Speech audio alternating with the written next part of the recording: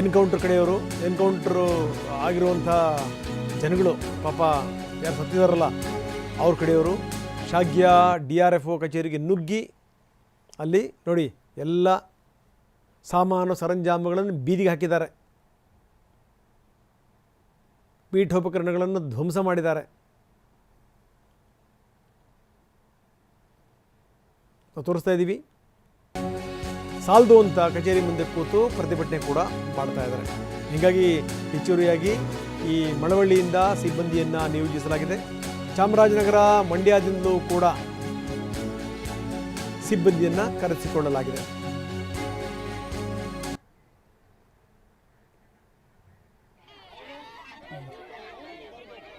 ಇದೆ ಅದರಲ್ಲಿ. ಅದೆಲ್ಲ ಚಾಮರಾಜನಗರದಿಂದ ಇಲ್ಲಿ ಬರಬೇಕಾದ್ರೂ 1.5 hour ಬೇಕಾಗಿರ್ತದೆ. ಅಷ್ಟು ಕೊಡಕ್ಕಾಗಲ್ವಾ ಸರ್? ಡಿಸಿನ್ ಅವರು ಜೊತೆಲಿ ಬಂದಿದ್ದಾರೆ. ಮೂರು ಜನ ಸಾವನ್ನಪ್ಪಿರೋಂಥದ್ದು. ಇಲ್ಲ, ಇದ್ರ ಬಗ್ಗೆ ಸಂಪೂರ್ಣವಾಗಿ ಮಾಹಿತಿ ತಗೊಂಡು ಅರಣ್ಯ ಇಲಾಖೆಯವ್ರನ್ನ ಯಾರು ಇದ್ರಲ್ಲಿ ಇನ್ವಾಲ್ವ್ ಆಗಿರೋಂಥವ್ರು ರಕ್ಷಣೆ ಮಾಡ್ತಕ್ಕಂಥ ಇಲ್ವೇ ಇಲ್ಲ, ಯಾರು ರಕ್ಷಣೆ ಮಾಡ್ತಕ್ಕಂಥದ್ದಿಲ್ಲ. ಎಲ್ಲರ ಮೇಲೆ ಏನು ಕಾನೂನು ಕ್ರಮ ತಗೋಬೇಕು ತಗೊಳಕ್ ನಾವು ರೆಡಿ ಆಗಿದ್ದೀವಿ. ಅಲ್ಲಿ ತನಕ ಹೋರಾಟ ಇದ್ದೇ ಇರ್ತದೆ. ಇದು ಹನೂರು ಶಾಸಕ ಮಂಜುನಾಥ್ ಅವ್ರ ಮಾತು. ಯಾಕಾಗಿದೆ ಏನು ಎತ್ತ ಇದ್ರ ಬಗ್ಗೆ ನಾವು ಖಂಡಿತವಾಗಲೂ ವಿಚಾರಣೆ ಮಾಡ್ತೀವಿ, ಇನ್ವೆಸ್ಟಿಗೇಷನ್ ಆಗುತ್ತೆ, ಅದಾದಮೇಲೆ ಸತ್ಯ ಗೊತ್ತಾಗುತ್ತೆ, ಯಾವುದೇ ಕಾರಣಕ್ಕೂ ನಾವು ಬಿಡಲ್ಲ ಅಂತ. ಬರೀ ಅವರ ಫ್ಯಾಮಿಲಿ ಮೆಂಬರ್ಸ್ ಜೊತೆಗೆ ನಮ್ಮ ಪ್ರತಿನಿಧಿ ರಾಮ್ ಮಾತಾಡಿದ್ದಾರೆ, ಏನು ಹೇಳ್ತಾರೆ ನೋಡೋಣ. ಅರಣ್ಯದಲ್ಲಿ ಕಾಡುಗಳ ಮೇಲೆ ಗುಂಡನ್ನು ಹಾರಿಸಿದ್ದೇವೆ ಅಂತೇಳಿ ಅರಣ್ಯ ಇಲಾಖೆಯವರು ಹೇಳ್ತಾ ಇದ್ದಾರೆ. ಅವರ ಸಂಬಂಧಿಕರು ಮಾತ್ರ ಅನುಮಾನವನ್ನು ವ್ಯಕ್ತಪಡಿಸ್ತಾ ಇದ್ದಾರೆ. ಈ ಬಗ್ಗೆ ಮಾತಾಡಲಿಕ್ಕೆ ಸಂಬಂಧಿಕರು ನಮ್ಮ ಜೊತೆಗಿದ್ದಾರೆ. ಸರ್, ಪ್ರಮುಖವಾಗಿ ಆಗಿರುವಂಥದ್ದೇನು, ತಮ್ಮ ಆರೋಪ ಏನು ಸರ್? ಆಗಿರೋದು ಇವ್ರು ಹೇಳ್ತಿರೋದು ಕಾಡಿಗೆ ಹೋಗಿದ್ದಾರೆ, ಶೂಟರ್ ಮಾಡಿದ್ದಾರೆ ಅಂತ. ಕಾರ್ ಹೋಗಿದ್ದಾರೆ ಅಂದರೆ ಏನಕ್ಕೆ ಬೇಟೆಗೆ ಹೋಗಿದ್ದಾರೆ ಅಂತ ಕನ್ಫರ್ಮ್ ಇದೆಯಾ? ಅವ್ರ ಪ್ರೂಫ್ ಇದೆಯಾ? ಏನಿಲ್ಲ. ಹೆಂಗೆ ಶೂಟರ್ ಮಾಡೋದು? ಇನ್ ಕೇಸ್ ಅವ್ರು ಕಾಡಿಗೆ ಹೋಗಿದ್ರು, ಯಾರು ಪರ್ಮಿಷನ್ ಕೊಟ್ಟು ಶೂಟರ್ ಮಾಡೋಕ್ಕೆ? ಈಗ ಯಾರಿಗೆ ಫಾರ್ ಎಕ್ಸಾಂಪಲ್ ಕೇಳಿದ್ರೆ ಪರ್ಮಿಷನ್ ಕೊಟ್ಟಿದ್ದಾನೆ DG ಕೊಟ್ಟರಂತೆ. ಗಾರ್ಡ್ ವಾಚರಿಗೆ, ರೇಂಜರ್ಗೆ, ಲೋ ಲೆವೆಲ್ ಅಥಾರಿಟಿ ಇದೆಯಲ್ಲ ಅವರಿಗೆ, ಡಿಪಾರ್ಟ್ಮೆಂಟ್ ಅವರಿಗೆ ಕೊಟ್ಬಿಡ್ತಾರೆ ಶೂಟ್ ಪೌಡರ್ ಮಾಡೋಕ್ಕೆ. ಇವರೇನು ಅಂತ ಟೆರರಿಸ್ಟ್ ಅವರು ಮಾಡೋಕ್ಕೆ ಇವರಿಗೆಲ್ಲ. ನಮ್ಮ ಪ್ರಕಾರ ನೋಡಿದರೆ ಅವರು ಏನೋ ಮೇ ಬಿ ಅದು ದನ ಕರ ಹೋಗಿರ್ಬೇಕು, ಅದನ್ನ ಹುಡುಕಕ್ಕೆ ಹೋಗಿರಬೇಕು. ಅಲ್ಲದ ತಕ್ಷಣ ನೀವು ಡೈರೆಕ್ಟ್ ಶೂಟ್ ಮಾಡಿದರೆ. ಇನ್ ಕೇಸ್ ಅವರು ಬೇಟೆಗೆ ಹೋಗಿದ್ದಾರೆ ಅಂದರೆ ಹೋಗಿ ನೀವು ಟ್ರೈ ಮಾಡಿ ಚೇಸ್ ಮಾಡಿ ಇಡೀ ಕರ್ಕೊಂಡು ಹೋಗಿ ಜೈಲಲ್ಲಿ ಹಾಕಿ ಏನು ಆರೋಪ ಮಾಡಬೇಕಿತ್ತು 5-10 years ಜೈಲಲ್ಲಿ ಹಾಕಿ ಏನೋ ಮಾಡಿ ಲೈಫ್ ಇಂಪ್ರೂವ್ಮೆಂಟ್ ಏನೋ ಕೊಟ್ಕೋಬೇಕು. ಹೆಂಗೆ ಇರ್ಕು ಮಾಡಿಲ್ಲ. ಎಷ್ಟು ಜನ ಹೋಗಿ ಇದಷ್ಟು ಹಿಡಿದಿದ್ದಾರೆ, ಇದನ್ನಕ್ಕೆ ಶೂಟರ್ ಮಾತ್ರ ಮಾಡಬೇಕು. ಇವರದು 3 ಸತ್ತೋಗಿದ್ದಾರೆ. ಅವ್ರು ಹೇಳ್ತಿರೋದು ನಾವು ಅವ್ರು ಶೂಟರ್ ಫೈರ್ ಮಾಡಿದ್ರು, ಬ್ಯಾಕ್ ಫೈರ್ ಮಾಡಿ ನಮ್ಮ ಸೇಫ್ಟಿ ಮಾಡಿದ್ವಿ ಅಂತ. ಇನ್ ಕೇಸ್ ಹೊಡೆದು 3 ಜನ ಸತ್ತೋಗಿದ್ದಾರೆ. ಇನ್ ಕೇಸ್ ಇವರು ಫೈರ್ ಮಾಡಿದರೆ ಅವ್ರಿಗೆ ಇನ್ನೂ ಆಗಿರಬೇಕಲ್ಲ. ಏನಾಗಿಲ್ವಲ್ಲ ಅವರಿಗೆ? ಡಿಪಾರ್ಟ್ಮೆಂಟ್ ಅವರಿಗೆ ಏನು ಹೇಳ್ತಿದ್ದಾರೆ? ಸುಮ್ಮನೆ ಹೇಳಿದ್ರೆ ಎಲ್ಲ ಹೇಳ್ಬಿಡ್ತಾರೆ. ನಾವು ಹೇಳ್ತಿದ್ದೀವಿ. ಈಗ ಫಾರೆಸ್ಟ್ ಆಫೀಸರ್ ಬಂದಿದ್ದರು, ಕಾಡಿಗೆ ಹೋಗಿದ್ರು, ಅವರೇ ಬಂದೇನ ಜಿಂಕೆ ಬೇಟೆ ಆಡ್ತಿದ್ರು. ನಮ್ಮೂರು ಫಾರೆಸ್ಟ್ ಕಾಪಾಡಕ್ಕೆ ಹೋಗಿ ಇದು ಮಾಡಿದ್ದೀವಿ. ಫೈರ್ ಮಾಡೋಕ್ಕಾದ್ರೆ ಅವ್ರು ಕೊಂದಾಕಿದ್ದಾರೆ ಅಷ್ಟೇ. ಅಂದರೆ ಈ ಮೂವರು ಏನು ಮಾಡ್ತಾ ಇದ್ದು ಅಂತ ಅವ್ರು ಬೇಸಿಗೆಲಿ ಬಂದ್ಬಿಟ್ಟು ಎಲ್ಲ ಕೃಷಿ ಕಾರ್ಮಿಕರೆಲ್ಲ, ವ್ಯವಸಾಯ ಮಾಡೋರು, ಅಗ್ರಿಕಲ್ಚರ್ ಮಾಡೋರು ಎಲ್ಲ ದನ ಕರ ಇಟ್ಕೊಂಡು ಎಲ್ಲ ನೋಡ್ತಿರೋರು ಅವರೆಲ್ಲ. ಯಾವಾಗ ಗೊತ್ತಾಯ್ತು ನಿಮ್ಮ ವಿಚಾರ? ನಮಗೆ ಬೆಳಿಗ್ಗೆ ಒಂದು 8-9 o'clock, ಅರೌಂಡ್ 9:30 ನಮ್ಗೆ ಗೊತ್ತಾಗಿರೋದು, ಈ ವಿಷಯ ಗೊತ್ತಾಗಿರೋದು.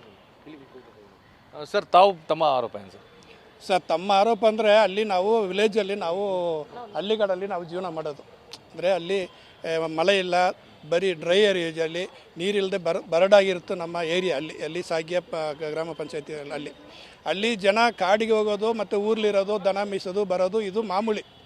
ಅಲ್ಲಿ ಅಲ್ಲಿ ಹೊಸದಾಗಿ ಏನು ಹೋಗಲ್ಲ. ಕಾಡಿಗೆ ಹೋಗ್ತಾರೆ, ದನ ಇಲ್ಲಾಂದ್ರೂ ನೈಟ್ ಹೋಗ್ತಾರೆ, ಇಲ್ಲ ಒಳಗೆ ಹೋಗ್ತಾರೆ, ಬರ್ತಾರೆ. ಈ ರೀತಿ ಅಲ್ಲಿ ವಿಲೇಜಲ್ಲಿ ನಡೀತಾ ಇರೋದು ಇದು ಮಾಮೂಲಿ. ಈ ರೀತಿ ಒಬ್ಬರನ್ನ ಕೊಲೆ ಮಾಡೋದಕ್ಕೆ ಇವರಿಗೆ ರೈಟ್ಸ್ ಕೊಟ್ಟವ್ರು ಯಾರು? ಒಬ್ಬ ಮನುಷ್ಯನ ಕೊಲೆ ಮಾಡೋದಕ್ಕೆ ಯಾರು ಕೊಟ್ಟಿದ್ದಾರೆ ಇವರಿಗೆ? ಅವ್ರು ಏನೇ ತಪ್ಪು ಮಾಡಲಿ. ಈಗ ನೀವು ಅಧಿಕಾರಿಗಳು ನೀವು ಯಾವ ರೀತಿ ಅದು ಕಾನೂನುಬದ್ಧವಾಗಿ ಏನು ಮಾಡಬೇಕೋ ಅದನ್ನು ಮಾಡಬೇಕಾಗಿತ್ತು. ಅವ್ರನ್ನ ಹಿಡ್ಕೊಂಬಂದು ಜೈಲು ಹಾಕಿಸಿ ಮತ್ತು ಇಲ್ಲಿ ಏನು ಕೋರ್ಟಲ್ಲಿ ಏನು ಅವ್ರಿಗೆ ದಂಡನೆ ಕೊಡಲಿ, ಅವ್ರಿಗೆ ನ್ಯಾಯ ಕೊಡಲಿಲ್ಲ, ಅವ್ರು ಸೂಟ ಮಾಡಲಿ. ನಿಮಗೆ ಯಾರು ಕೊಟ್ಟರು? ಒಬ್ಬ ಮನುಷ್ಯನ ಕೊಲೆ ಮಾಡೋದಕ್ಕೆ ಇವರು ಯಾರು? ಇವರು ಯಾರು? ತಾವು ಈಗ ಕೇಳಿದರೆ ಏನಾದ್ರು ಹೇಳಿದ್ರು ಅರಣ್ಯ ಇಲಾಖೆಯವ್ರು ಏನಂತ? ಸರ್, ಇದುವರೆಗೆ ನಮಗೆ ಬಂದಿರೋದು ಅವರು ಬೇಟೆಗೆ ಬಂದರು ಶೂಟ್ ಔಟ್ ಮಾಡಿದ್ರು. ಅದು ಒಂದು ಬಿಟ್ಟರೆ ಬೇರೆ ಏನು ಕಾರಣ ಇಲ್ಲ ಸರ್. ನಮ್ಮ ವಿಲೇಜ್ ಇರೋದೇ ಅರಣ್ಯ ಪ್ರದೇಶ ಹತ್ರನೇ ಇರೋದು ಸರ್, ಅದರ ಹತ್ರ ಇದೆಯಲ್ಲ. ಸೊ ನಮ್ಮ ಕೆಲಸ ಏನು? ಹಸು ದನ ಕರು ಮೇಯಿಸೋದು. ಕಾಡುಗಳಿರೋದು ನಾವು ಹೋಗ್ತೀವಿ ಬರ್ತೀವಿ, ಡೈಲಿ ಕೆಲಸ ಅದೇ ನಮ್ಮದು. ದಿನ ಹೋಗ್ತೀವಿ ಬರ್ತೀವಿ.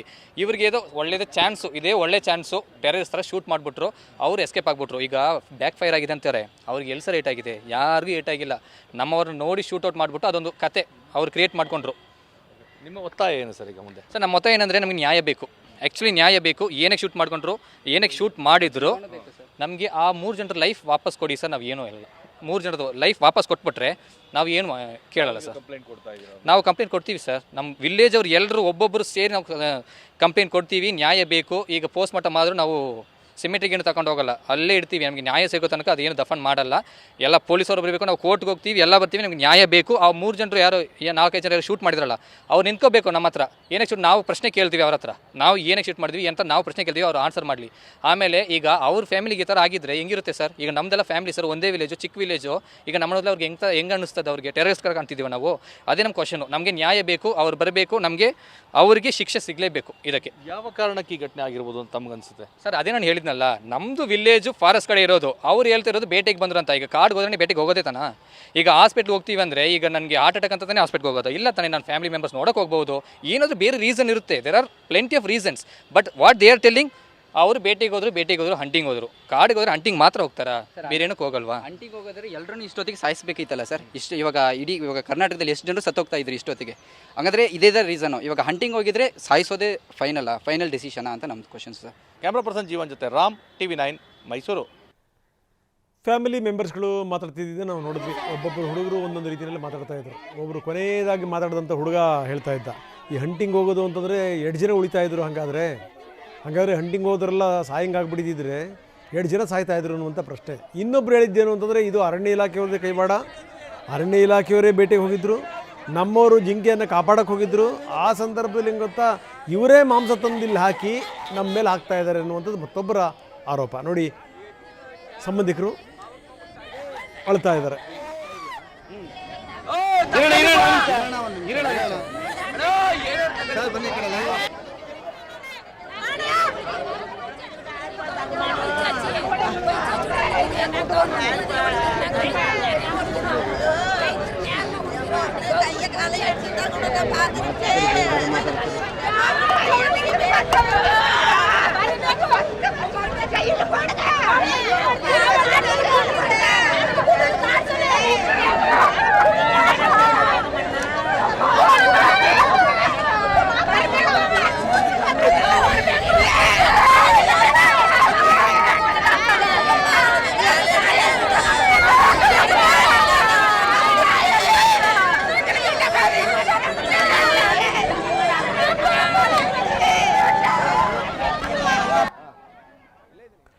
ನಾವು ನೋಡ್ತಾ ಇದ್ದೀವಿ ಸಂಬಂಧಿಕರು ಯಾವ ರೀತಿ ರೋಧಿಸ್ತಾ ಇದ್ದಾರೆ ಅಂತ. ನೋಡಿ, 3 ಜನ ಬಲಿಯಾಗಿರೋದು. ಆ 3 ಮೃತದೇಹಗಳನ್ನು ಮೈಸೂರಿಗೆ ರವಾನಿಸಲಾಗಿದೆ. ನಾವು ಇದಕ್ಕೆ ತಾನೇ ಮಂತ್ರಿಗಳು ಮಾತಾಡ್ತಿದ್ದನ್ನು ಕೂಡ ನಾವು ನೋಡಿದ್ವಿ. ಸೊ ಅವ್ರಿಗೂ ಕೂಡ ಕ್ಲಾರಿಟಿ ಇಲ್ಲ. ಕ್ರಮ ತಗೊಳ್ತೀವಿ, ಇದಕ್ಕೆ ಸಂಬಂಧಪಟ್ಟ ಇನ್ವೆಸ್ಟಿಗೇಷನ್ ಮಾಡ್ತೀವಿ ಅಂತ ಹೇಳಿದ್ದಾರೆ. ಮುಖ್ಯಮಂತ್ರಿಗಳು ಮಾತ್ರ ಮ್ಯಾಜಿಸ್ಟ್ರೇಟ್ ನೇತೃತ್ವದಲ್ಲಿ ನಾವು ತನಿಖೆಗೆ ಆದೇಶ ಕೊಟ್ಟಿದ್ದೀವಿ ಅಂತ ಮುಖ್ಯಮಂತ್ರಿಗಳು ಹೇಳಿದ್ದಾರೆ. ಒಟ್ಟಾರೆಯಾಗಿ 3 ಜನ ಸತ್ರು. ಒಬ್ಬ ಹನ್ನೂರು ತಾಲೂಕಿನ ತೋಮಿಯಾರ್ಪಾಳ್ಯದ ಕುಮಾರ್, ಆಂಥೋಣಿ ಸ್ವಾಮಿ ಮತ್ತು ಪೀಟರ್, ಈ 3 ಜನ ಹತ್ಯೆಯಾಗಿರೋರು.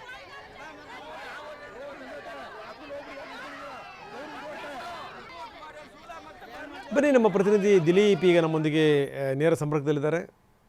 ಅರಣ್ಯ ಇಲಾಖೆಯ ಮುಂದ್ಗಡೆನೇ ಇದ್ದಾರೆ ದಿಲೀಪ್, ಸ್ಥಿತಿಗತಿಗಳು ಗೊತ್ತಿದೆ ಏನು ಎತ್ತ ಅಂತ, ಆದರೆ ಸರಿಯಾದಂಥ ಕ್ಲಾರಿಟಿ ಸಿಗ್ತಾ ಇಲ್ಲ. ಸಂಬಂಧಪಟ್ಟಂಥ ಮಂತ್ರಿಯವ್ರಿಗೂ ಕೂಡ ಇದಕ್ಕೆ ಸಂಬಂಧಪಟ್ಟಂಗೆ ಕ್ಲಾರಿಟಿ ಇಲ್ಲ. ಇನ್ನು ಶಾಸಕರು ಹೇಳೋಕ್ಕಿಂತ ಜಾಸ್ತಿ ಅಲ್ಲಿಂದ ಜಾಗ ಖಾಲಿ ಮಾಡಿದರೆ ಸಾಕು ಅನ್ನೋ ರೀತಿಯಲ್ಲಿತ್ತು. ಮಂಜುನಾಥ್ ಅವರು ಕೊಟ್ಟಂಥ ಸ್ಟೇಟ್ಮೆಂಟ್ಗಳನ್ನು ಕೂಡ ನೋಡಿದ್ವಿ.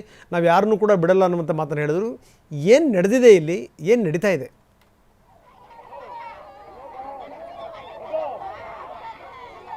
ರಂಗನಾಥ್, ಇವತ್ತು ಬೆಳಗ್ಗೆ ಎನ್ಕೌಂಟರ್ ಆಗಿದೆ. ಎನ್ಕೌಂಟರ್ನ ಖಂಡಿಸಿ ಈಗ ಪ್ರತಿಭಟನೆ ಮಾಡ್ತಾ ಇರುವಂಥದ್ದು ಎಲ್ಲ ರೈತರ ಪರ ಸಂಘಟನೆಗಳಾಗಿರ್ಬೋದು ಮತ್ತು ಕುಟುಂಬಸ್ಥರು ಎಲ್ಲರೂ ಕೂಡ ಪ್ರತಿಭಟನೆಯನ್ನು ನಡೆಸ್ತಾ ಇದ್ದಾರೆ. ಅನೂರಿನಲ್ಲಿ ಮಲೆ ಮಹದೇಶ್ವರ ಬೆಟ್ಟಕ್ಕೆ ಹೋಗುವ ರಸ್ತೆ ಏನಿದೆ, ಈ ರಸ್ತೆಯನ್ನು ಬಂದ್ ಮಾಡಿ ಒಂದು ಪ್ರತಿಭಟನೆಯನ್ನು ಮಾಡ್ತಾ ಇರುವಂಥದ್ದು. ಎಲ್ಲರ ಒಂದು ಆಕ್ರೋಶ ಇರುವಂಥದ್ದು, ಕಳ್ಳಬೇಟೆಗೆ ಹೋಗಿದ್ದಂಥ ಸಂದರ್ಭದಲ್ಲಿ ಅವ್ರನ್ನ ಹಿಡಿಬೋದಾಗಿತ್ತು, ರೆಡ್ ಹ್ಯಾಂಡ್ ಆಗಿ ಹಿಡಿಬೋದಾಗಿತ್ತು, ಜೊತೆಗೆ ಅವ್ರಿಗೆ ಶಿಕ್ಷೆ ಕೊಡಬಹುದಾಗಿತ್ತು. ಆದರೆ ಏಕಾಏಕಿ ಅವ್ರ ಮೇಲೆ ಗುಂಡಾರಿಸಿ ಅವ್ರನ್ನ ಕೊಲೆ ಮಾಡಲಾಗಿದೆ. ಇದು ನಿಜಕ್ಕೂ ಕೂಡ ಅನ್ಯಾಯ.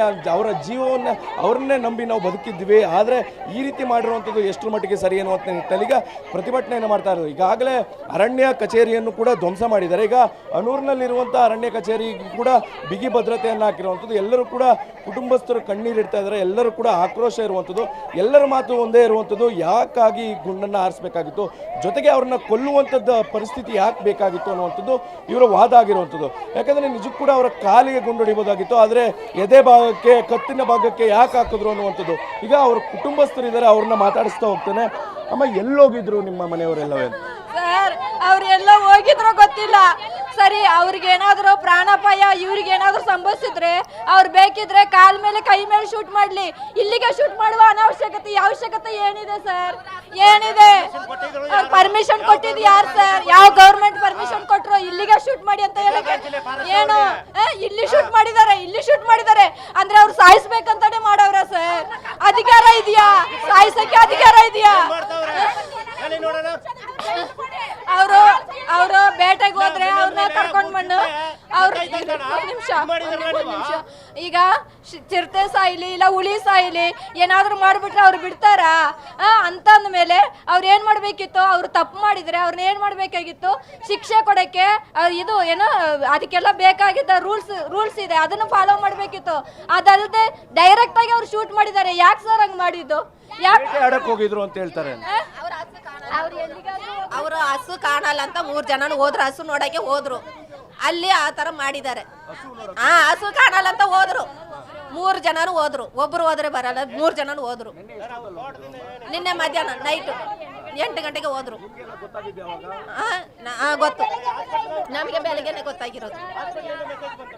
ಹಾಸ್ಪಿಟ್ಲಿಂದ ಸತ್ತೋಗ್ಬಿಟ್ರು ಅಂತ ಮೆಸೇಜ್ ಬಂತು. ಹಸು ಕಾಣ ಅಂತ ಹೋದವರು ಹೆಂಗ ಸತ್ತೋದ್ರು? ಅವರೇ ಫೋನ್ ಮಾಡಿದ್ದಾರೆ.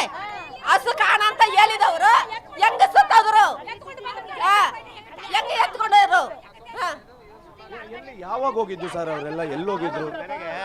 ದನ ಹಂದಿ ಎಲ್ಲ ಬರುತ್ತಲ್ವಾ, ಅದರಿಂದ ಇವ್ರೇನು ಮಾಡ್ತಾರೆ, ಓಡ್ಸಕ್ಕೆ ಹೋಗಿದ್ದು. ಇವರು ಫಾರೆಸ್ಟ್ ಡಿಪಾರ್ಟ್ಮೆಂಟ್ ಅವ್ರಿಗೆ ಆನೆ ಬಂದಿದೆ, ಚಿರತೆ ಬಂದಿದೆ ಹಂಗಂತ ಫೋನ್ ಮಾಡಿದ್ರೆ, ನಿಮ್ಮ ತೋಟ ಒಳಗಡೆ ಬಂದರೆ ಮಾತ್ರ ಫೋನ್ ಮಾಡಿ, ಹತ್ರ ಬಂದರೆ ಫೋನ್ ಮಾಡೋಕೆ ಹೋಗ್ಬೇಡಿ ಹಂಗಂತಾರೆ. ಫೋನ್ ಮಾಡಿದ್ರು ಅವರು ಎಲ್ಲಿದೆ ಹೆಂಗಿದೆ ಹಂಗಂತ ಹೇಳ್ಬಿಟ್ಟು 1 ಅವರ್ 2 ಅವರ್ ಬಿಟ್ಟು ಬರ್ತಾರೆ. ಅದರಿಂದ ಇವ್ರು ಓಡ್ಸಕ್ಕೆ ಹೋಗಿದ್ದು.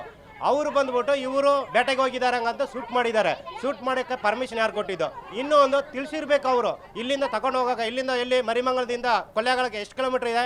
30 ಕಿಲೋಮೀಟ್ರ್ ಇದೆ. 35 ಕಿಲೋಮೀಟ್ರು. ಅಲ್ಲಿ ಹೋಗಿ ಅಲ್ಲಿಂದ ತಿರ್ಗಿ 35 ಕಿಲೋಮೀಟ್ರ್, 70 ಕಿಲೋಮೀಟ್ರು ಅಲ್ಲಿಂದ ಬಂದಿದೆ ನಮ್ಗೆ ನ್ಯೂಸು. ಅವ್ರು ಕರ್ಕೊಂಡು ಹೋಗಿದ್ದು 4 ಗಂಟೆ 5 ಗಂಟೆಗೆ ಬೆಳಗ್ಗೆ ಟೈಮಲ್ಲಿ.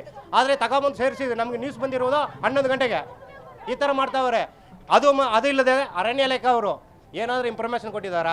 ಅಧಿಕಾರಿಗಳ ಮೇಲೂ ಗುಂಡಾರಿಸಿದ್ರು ಇವರು ಅನ್ನುವಂಥದ್ದು? ಇಲ್ಲ ಸರ್, ಯಾವುದೇ ಇಲ್ಲ ಸರ್. ಗುಂಡಾರಿಸಿದ್ರೆ ಇವರು ಯಾರು ಫಾರೆಸ್ಟ್ ಡಿಪಾರ್ಟ್ಮೆಂಟ್ ಅವರು ಹೇಳ್ತಾ ಇರೋದು 4 ಜನ ಇದ್ರು. 3 ಜನನ ನಾವು ಶೂಟ್ ಔಟ್ ಮಾಡಿದ್ದೀವಿ, ಒಬ್ಬರು ತಪ್ಸ್ಕೊಬಿಟ್ರು ಹಂಗಂತ. ಅವರು ಶೂಟ್ ಮಾಡಿದ್ದಕ್ಕೆ ನಾವು ಶೂಟ್ ಮಾಡಿದೆ ಅಂತ. ಆದರೆ ಇವರು ಫಾರೆಸ್ಟ್ ಅವರು ಒಬ್ರಿಗೂ ಗಾಯನೂ ಆಗಿಲ್ಲ, ಯಾರು ಸತ್ತಿಲ್ಲ, ಕೈ ಮುರಿದಿಲ್ಲ, ಕಾಲು ಮುರಿದಿಲ್ಲ, ಯಾವುದಿಲ್ಲ, ಆರೋಗ್ಯವಾಗಿ ಚೆನ್ನಾಗಿದ್ದಾರೆ. ಈಗ 3 ಜನ ಸತ್ತಿದ್ದಾರೆ. ಈಗ ಅವರು ಶೂಟ್ ಮಾಡಿದಾರಲ್ಲ, ಅವ್ರು ಬರಲಿ, ಅವ್ರು ಬಂದು ನನಗೆ ಇಲ್ಲಿ ಶೂಟ್ ಮಾಡಿದ್ರು ಹಂಗಂತ ಹೇಳಿದ್ರೆ ನಾವು ಒಪ್ಕೊಬಿಡ್ತೀವಿ. ಇದು ಪ್ರತಿಭಟನಾಕಾರರುಗಳ ಮಾತಾಗಿರುವಂಥದ್ದು. ಯಾಕಂದ್ರೆ ಶೂಟ್ ಮಾಡಿದ್ರೆ ನಿಜಕ್ಕೂ ಕೂಡ ಅವರು ಪ್ರತಿಯಾಗಿ ಶೂಟ್ ಮಾಡಿದ್ರೆ ಅರಣ್ಯಾಧಿಕಾರಿಗಳು ಕೂಡ ಗಾಯ ಆಗಬೇಕಾಯಿತು. ಅವ್ರಿಗೆ ಯಾವುದೇ ರೀತಿಯಾದ ಗಾಯ ಆಗಿಲ್ಲ. ಏಕಾಏಕಿ ಇವ್ರನ್ನ ಕೊಲೆ ಮಾಡುವಂಥ ಅವಶ್ಯಕತೆ ಏನಿತ್ತು ಅನ್ನುವಂಥದ್ದು ಎಲ್ಲರ ಪ್ರಶ್ನೆ ಆಗಿರುವಂಥದ್ದು. ಇದೇ ಒಂದು ಕಾರಣವನ್ನು ಇಟ್ಕೊಂಡು ಈಗ ಮಲೆ ಮಹದೇಶ್ವರಕ್ಕೆ ಬೆಟ್ಟಕ್ಕೆ ಸಂಪರ್ಕ ಕಲ್ಪಿಸುವಂಥ ರಸ್ತೆ ಏನಿದೆ, ಈ ರಸ್ತೆಯನ್ನು ಸಂಪೂರ್ಣವಾಗಿ ಬಂದ್ ಮಾಡಿರುವಂಥದ್ದು. ಈ ರಸ್ತೆಯನ್ನು ಸಂಪೂರ್ಣವಾಗಿ ಬಂದ್ ಮಾಡಿ ಪ್ರತಿಭಟನೆಯನ್ನು ನಡೆಸ್ತಾ ಇರುವಂಥದ್ದು. ಯಾಕಂದರೆ ಎಲ್ಲರೂ ಕೂಡ ಆಕ್ರೋಶ ಇರುವಂಥದ್ದು. ಅರಣ್ಯಾಧಿಕಾರಿಗಳನ್ನು ಈ ಒಂದು ಸ್ಥಳಕ್ಕೆ ಕರೆಸಬೇಕು, ಅವರಿಗೆ ತಕ್ಕ ಶಿಕ್ಷೆಯನ್ನು ಕೊಡಬೇಕು ಅನ್ನುವಂಥ ನಿಟ್ಟಿನಲ್ಲಿ ಈ ರೀತಿಯಾದಂಥ ಪ್ರತಿಭಟನೆಗಳು ನಡೀತಾ ಇರುವಂಥದ್ದು. ಒಟ್ಟಾರೆಯಾಗಿ ಬೆಳಗ್ಗೆಯಿಂದ ಕೂಡ ಜೊತೆಗೆ ಅವ್ರಿಗೆ ಕೊಡುವಂಥ ಇನ್ಫಾರ್ಮೇಷನ್ ಕೂಡ ತಡ ಮಾಡಿದ್ರು. ಇದೆಲ್ಲವೂ ಕೂಡ ಎಲ್ಲೋ ಒಂದು ಕಡೆ ಪ್ರೀ ಪ್ಲ್ಯಾಂಡ್ ಆಗಿದೆ. ಅವರು ಹಸುಗಳನ್ನು ಹುಡ್ಕೊಂಡು ಅರಣ್ಯಕ್ಕೆ ಹೋಗಿದ್ರು. ಆದರೆ ಅರಣ್ಯಾಧಿಕಾರಿಗಳು ಈ ರೀತಿಯಾದಂಥ ಸುಳ್ಳನ್ನು ಆರೋಪ ಮಾಡಿ ಅವ್ರ ಮೇಲೆ ಗುಂಡಾಕಿದ್ದಾರೆ ಅನ್ನುವಂಥ ಮಾತುಗಳನ್ನ ಹೇಳ್ತಾ ಇರುವಂಥದ್ದು. ರಂಗನಾಥ್, ಧನ್ಯವಾದ ತಮ್ಮೆಲ್ಲ ಮಾಹಿತಿಗೆ.